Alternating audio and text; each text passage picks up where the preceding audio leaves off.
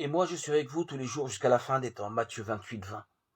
Le Seigneur Jésus agissait avec eux et confirmait la parole par les signes qui l'accompagnaient. Marc 16, 20. L'Église est l'objet d'un débat passionné. Certains y adhèrent avec ferveur. Pour eux, toucher à l'Église, c'est toucher au Christ.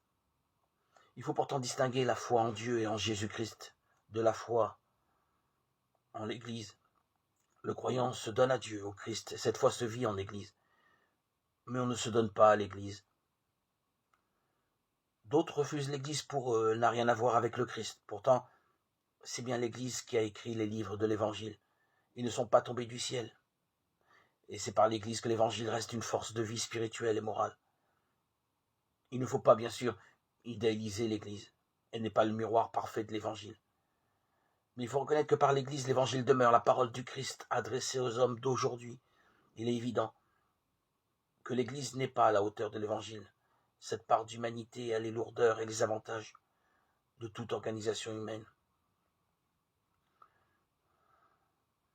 Au-delà des apparences, la foi découvre des secrets invisibles. Dieu est là, le Christ est là, dans cette église, cette assemblée, cette paroisse.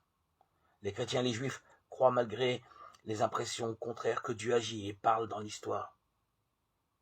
Les chrétiens croient que le Fils de Dieu a pris visage d'homme en Jésus de Nazareth.